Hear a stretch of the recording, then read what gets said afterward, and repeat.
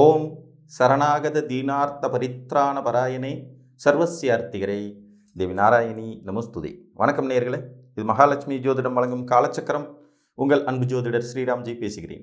அனைவரும் நலமுடன் இருக்கிறீர்களா? நன்றாகத்தான் இருப்பீர்கள், நன்றாக இருக்க வேண்டும். இன்றைய காணொளியில் நாம் காண இருப்பது சொத்து விரயம் யாருக்கு. இது வீடு விரயம் அப்படின்னு கூட எடுத்துக்கலாம். ரொம்ப கஷ்டப்பட்டு ஆசாசையாக வீடு கட்டுவாங்க, சொத்து வாங்குவாங்க, அது கடனில் வாங்கிடுவாங்க. மூழ்கி போகிற அளவுக்கு பிரச்சனைகள் அதில் ஏற்படும். ஒரு கட்டத்தில் வேறு வழியே இல்லாமல் விற்றுட்டு போயிடுவாங்க, விரயமாயிடும். நம்ம கையில் அது தங்கவே தங்காது. இந்த மாதிரியான அமைப்பை எந்த மாதிரியான கிரகங்கள் குறிப்பிடும் அப்படிங்கிறத பார்க்கலாம். ஸோ இந்த மாதிரியான கிரக அமைப்புகள் இருக்கிறவங்க என்ன செய்யணும்னா, நம்ம பேரில் சொத்துக்கள் வாங்கி கொள்ளக்கூடாது. அப்படி இருந்தாலே நமக்கு சொத்து விரயங்கள் ஏற்படாது.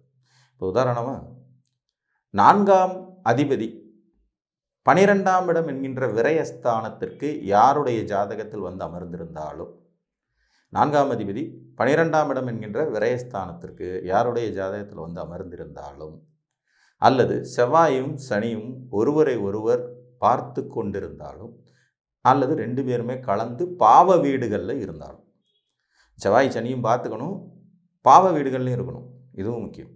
4ஆம் அதிபதி 12ஆம் இடத்துக்கு வந்தாலும் சரி, செவ்வாயும் சனியும் ஒருவரை ஒருவர் பார்த்து கொண்டு பாவ வீடுகளில் இருந்தாலும், அல்லது இருவரும் இணைந்த நிலையில் பாவ வீடுகளில் இருந்தாலும், சுக்கிரன் ராசி நவாம்சம் இந்த ரெண்டு வீடுகளிலுமே பகை வீட்டில் அமர்ந்திருந்தாலும் இவர்களுக்கு சொத்து விரயம் என்பது ஏற்பட்டே தீரும். இவங்களால் சொத்துக்களை காப்பாற்றிக்க முடியாது. ஸோ இந்த மாதிரி அமைப்பு இருக்கிறவங்க என்ன பண்ணணும்? வாழ்க்கை துணையின் பேரில் சொத்துக்களை வாங்கிடணும், இல்லை பிள்ளைங்க பேரில் வாங்கிடணும், இல்லை வேறு வகை உறவுகள் பேரில் சொத்து வாங்கணுமே ஒழிய தன்னோட பேரில் வாங்கிக்கவே கூடாது. அப்படி வாங்கினா இவங்களால் காப்பாற்ற முடியாது. ஆசையாக பார்த்து பார்த்து பார்த்து பார்த்து கட்டுவாங்க. கடைசியில் பார்த்திங்கன்னா, இந்த ஊர் பக்கம் ஒரு பழமொழி சொல்லுவாங்க, கிடந்த தண்ணியை வந்த தண்ணி கொண்டுட்டு போயிடுச்சு அப்படின்னு. கிட தண்ணியை வந்த வெள்ளம் கொண்டு சென்றது அப்படிமா. அந்த மாதிரி சிறுக சிறுக வாழ்க்கையில் சேர்த்து வச்சுருந்த காசு பணம் எல்லாத்தையும் ஒரு வீடு கட்டுறேங்கிற பேரில் பூராத்தையும் அழிச்சுக்கிட்டு காணாமல் போயிடுவாங்க. சமீபத்தில் ஒரு நண்பர் எங்கிட்ட ஜாதகம் பார்த்தாரு. ரெகுலராக பார்க்குறவர் தான். நடுவில் ஒரு 7-8 வருஷமாக இங்கே ஃபாரின் போனார், வேலையெல்லாம் பார்த்தாரு, சம்பாதிச்சார், வந்தார். வீடு கையை விட்டு போகிற நிலமையில் இருக்குங்கிற ஸ்டேஜில் எங்கிட்ட வந்து பார்க்க வந்தார். ஜாதகத்தில் வந்து பார்த்திங்கன்னா, அவர் மீன லக்னம், 12ஆம் இடத்துல புதன், 4 கூடையவன் விரயத்தில். இவருக்கு வந்து மேசத்துலேயே செவ்வாய் சனி சேர்க்க, சனியும் செவ்வாய் 2ல், 4 கூடைய புதன் 12ல் விரயத்தில். சுக்கிரன் ஜாதகத்தில் வந்து பார்த்திங்கன்னா மகரத்தில் இருக்கார். அது நட்பு வீடு தான், அது ஒன்றும் பெரிய நெகட்டிவ்னு சொல்ல முடியாது. இன்னும் சூரியனோட ரொம்ப க்ளோஸாக இருக்கார். சூரியனும் சுக்கிரனும் கிட்டத்தட்ட ஒரே டிகிரி அப்படிங்கிற லெவலில் இருக்காங்க. இவர் நார்மலாக ஒரு வீடு கட்ட ஆரம்பித்து கடைசியில் பார்த்திங்கன்னா மேலும் மேலும் மேலும் மேலும் 2 பெட்ரூம் உள்ள வீடுன்னு ஆரம்பித்து அப்புறம் அதை 3 பெட்ரூமாக எக்ஸ்டெண்ட் பண்ணி மாடியில் என்ன ஒன்று எழுப்புனா நல்லாயிருக்கும்னு சொல்லி அப்படியே எக்ஸ்டெண்ட் பண்ணிக்கிட்டே போய் தன் தகுதிக்கும் சக்திக்கும் மீறின லெவலில் வீடு கட்டிட்டார். கடன் அங்கே இங்கே வாங்கி பொண்டாட்டி நகை நட்டு அடகு வச்சு யாரும் தெரிஞ்சவன் போனவன் வந்தவன் முகம் தெரிஞ்சவன் அத்தனை பேர்ட்டையும் வாங்கி கட்டி முடிச்சிட்டார். இது ஒரு வந்து டெட் அசட். வீடுங்கிறது திருப்பி கொடுக்காது ஒன்றையுமே. சொல்லப்போனால் டிப்ரெசேஷன் ஆகுமே ஒழிய இன்க்ரீஸே ஆகாது. கடைசியில் பார்த்திங்கன்னா ஒரு 3 மாதம் 6 மாதம் ஒரு வருஷம் இஎம்ஐ கட்ட முடியல, அந்த கடனை வாங்கின திருப்ப முடியலன்னு சொல்லி டோட்டலாக விற்றார். 40% ரேட்டு கம்மியாக. இவர் இதை வந்து பட்ஜெட் பண்ணி கட்டும்போது கிட்டத்தட்ட வந்து 2,25 கோடி ரூபாய்க்கு கட்டிட்டு கடைசியில் வந்து பார்த்திங்கன்னா 1,50 கோடி ரூபாய்க்குள்ளே தான் முடிக்க முடிச்சு. ஆடம்பரமாக நீங்கள் வீட்டுக்கு செலவு பண்ணதெல்லாம் கணக்கில் வராதுங்கிறது மாதிரி ஆகிப்போயிடுச்சு. இதில் இவர் சிறுக சிறுக சேர்த்து வைத்திருந்த பணம் கிட்டத்தட்ட ஒரு 40-50 லட்ச ரூபா காலி. இன்றைக்கி கடன்காரனாக உட்கார்ந்துட்டுருக்கார். இந்த சொத்து விரயமாகும் அமைப்பு ரொம்ப ரொம்ப மோசங்க. மனிதனுடைய வாழ்நாள் கனவுகளில் ஒன்று வீடு கட்டிக்கிறது, சொத்து வாங்கிறது. இந்த சொத்து வாங்கும்போதும் வீடு கட்டும்போதும் நம்ம ஜாதகத்தில் அதற்கான கிரக அமைப்புகள் ஒழுங்காக இருக்கான்னு செக் பண்ண வேண்டியது ரொம்ப ரொம்ப ரொம்ப ரொம்ப அவசியம். நீங்கள் எந்த ஜாதகமாக இருந்தாலும் சரி, என்ன லக்னமாக இருந்தாலும் சரி, உங்கள் 4ஆம் அதிபதி 12க்கு வந்துட்டான்னா டேஞ்சர், உஷாராயிக்கிங்க. செவ்வாய்க்கும் சனிக்கும் தொடர்பு இருந்ததா உஷாராயிக்கிங்க. சனியோட வீட்டில் செவ்வாய் உட்கார்ந்தவங்களே நிறைய பேர் வந்து சொத்து வாங்கி மாட்டிக்குவாங்க. சனி பார்க்கணுன்னு அவசியமே இல்லை, பார்க்காமலே இந்த வேலையை செய்வார். சனியோட வீட்டில் வந்து செவ்வாய் மகரத்தில் உச்சமாக இருந்தாலும் கும்பத்தில் வந்து உட்கார்ந்துட்டு இருந்தாலுமே இவங்க நிறைய வில்லங்க சொத்தில் போய் போய் மாட்டுவாங்க. இல்லைன்னா இவங்களுக்கும் வீடு கட்டி கொடுக்குறேங்கிற கான்ட்ராக்ட் இருக்கிறதுக்கும் பெரிய தகராறு வந்துடும். கோர்ட்டில் ஸ்டே ஆர்டர் வாங்கிட்டு அப்படியே லாக் ஆகிட்டு நிற்கிறதுங்கிறது மாதிரியெல்லாம் வந்துடும். அதுமாதிரி சுக்கிரன் வந்து சுகபோகங்களை அனுபவிக்கிறதுக்கான கிரகம். இவர் ராசிகட்டம் அம்சகட்டம் ரெண்டுலேயுமே பகை பெற்று இருந்தாலும் மேக்சிமம் வந்து நமக்கு சொத்து யோகங்கிறது கொஞ்சம் வீக்கு தான்.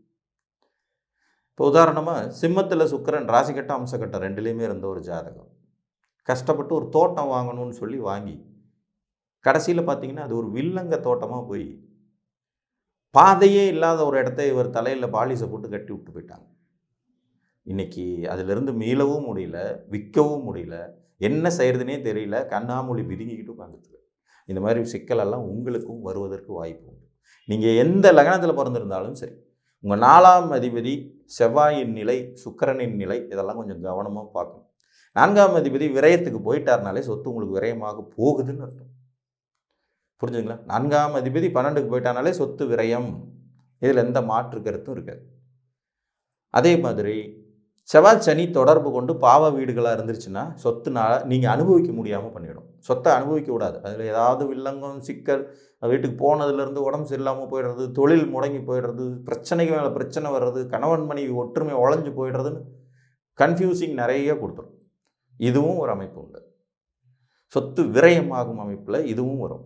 அதே மாதிரி பார்த்தீங்கன்னா சுக்கிரன் ராசி நவாம்சம் ரெண்டுலேயுமே கெட்டு போயிருக்காரு, சொத்து வந்து நிலைக்காது, சிக்கலாகும், நீங்கள் வாங்கினா பிரச்சனையாகும். அப்போ இந்த மாதிரி அமைப்பு உள்ளவங்க மேக்சிமம் நமது உறவுகள் மூலமாகவோ, மனைவியின் மூலமாகவோ, குழந்தைங்க மூலமாகவோ சொத்துக்களை வாங்கி அதை வந்து மறைமுகமாக அனுபவிச்சுக்கணுமே ஒழிய நேரடி அனுபவ பாக்கியதைக்கு கொண்டுட்டு வரக்கூடாது. நீங்கள் அசட் கிளாஸுங்கிறது இன்றைக்கி நிறையா இருக்குங்க. தங்கமே இன்றைக்கி ஒரு பெரிய அசட்டு. ஃபிக்ஸட் டெபாசிட்டுகளில் போட்டு வைக்கலாம் அசட்டு. கவர்மெண்ட் பாண்டுகள் வாங்கி வைக்கலாம் அசட். ஸோ சொத்து மட்டும்தான் அசட்டுங்கிறதெல்லாம் ஒரு காலம். இனிமேலாம் அப்படியே தான் இருக்கணும்னு அவசியம் இல்லை. அந்த அமைப்பு இருக்கிறவங்க அதை அனுபவிச்சுட்டு போகலாம். இல்லாதவர்கள் இந்த மாதிரியான முடிவுகளைத்தான் எடுக்கணும். ஸோ உங்கள் ஜாதகத்தில் 4ஆம் அதிபதி 12ஆம் இடத்துக்கு போயிட்டாரா, கவனமாக இருங்க. செவ்வாய் சனி சேர்க்கை இருக்கா, அதுவும் பாவ வீடுகளில் சேர்க்கை இருக்கா அல்லது பார்வை இருக்கா, ரொம்ப கவனமாக இருங்க. சுக்கிரன் ராசி நவாம்சத்தில் பகை வீடுகளில் இருக்கிறாரா, கவனமாக இருங்க. புரிஞ்சிச்சுங்களா? இந்த 3 நிலையையும் பாருங்கள். அதே மாதிரி சுக்கிரன் வந்து ராகுவோட ரொம்ப க்ளோஸாக சேர்ந்துருக்கிறது, கேதுவோட ரொம்ப க்ளோஸாக சேர்ந்து கிரகணம் அடைஞ்சிருக்கிறது, இதெல்லாமும் கூட நேரடி சொத்தை அனுபவிக்கும் யோகிதைகள் உண்டாகாமல் போகும். சுக்கிரன் கேட்டாலும் சொத்தை நேரடியாக நம்ம பேரில் வாங்கவே முடியாது, சிக்கலாகிக்கிட்டே தான் இருக்கும். ஸோ இந்த அமைப்புகளை பார்த்து சொத்து விரயம் இல்லாமல் கவனத்துடன் கடக்க வேண்டியது அவசியம் என்று கூறி, ஏன்னா ஆசைப்பட்டு ஒரு விஷயத்தை நம்ம உருவாக்கிட்டு அது கையை விட்டு போகும்போது ஏற்படுற வலியும் வேதனையும் ரொம்ப மோசம். பயங்கர சென்டிமெண்ட்டாக சிலர்லாம் வீடு வாங்குவாங்க. என்னுடைய 20 வருஷ கனவு உழைப்பு ஒரு பெரிய வீடு கட்டி அதில் இருக்கணும் அப்படின்ட்டுலாம் ஆரம்பிப்பாங்க. கான்ட்ராக்டர் கூட பெரிய தகராறாகும். கட்டி முடித்தோடனே அதில் ஊறுப்பட்ட வில்லங்கங்கள் ஏற்படும். அந்த இடத்துல இருக்கவே முடியாதுங்கிற மாதிரியான சூழ்நிலைகள் வரும்.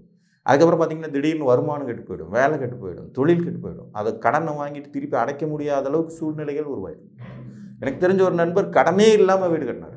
அவர் வந்து கனவு நிறைய பணம் சேர்த்து வச்சு வீடு கட்டி, அவருக்கு இதே மாதிரியான அமைப்பு தான்.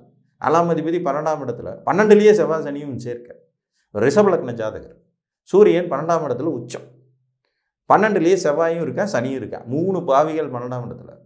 எப்போ வீடை கட்டி போய் உட்கார்ந்தனால பிரமாணமாக கட்டினார். உட்கார்ந்தாரோ அப்போ இருந்து தொழில் லாஸ், பார்ட்னர்ஷிப்போட பெரிய தகராறு, கவர்மெண்ட் இவர் மேலே நிறைய பிரச்சனையை உருவாக்கி என்ன பண்ணுறதுனே தெரியாமல் வெளியில் வந்தார். இழப்பு, வேதனை.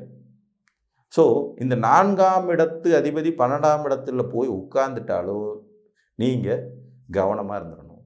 சொத்தை நம்ம நேரடியாக தான் அனுபவிக்க முடியாது, மறைமுகமாக அனுபவிச்சுக்கலாம். நான் இந்த மாதிரி நிறைய ஐடியா கொடுப்பேன். குழந்தைங்க பேரில் வாங்கிடுங்க, ஒய்ஃப் பேரில் வாங்குங்க, பிரச்சனையே இல்லை. அந்த மாதிரியான இது உங்களுக்கு யூஸ் ஆகுங்கிற. ஸோ உங்கள் ஜாதகத்தில் இந்த அமைப்பு இருக்கிறதா என்பதை பார்த்து அறிந்து கொள்ளுங்கள் என்று கூறி, மீண்டும் ஒரு காணொலியில் உங்களை வந்து சந்திக்கும் வரை உங்களிடமிருந்து அன்புடன் விடைபெற்றுக் கொள்வது உங்கள் அன்பு ஜோதிடர் ஸ்ரீராம்ஜி. நன்றி, வணக்கம்.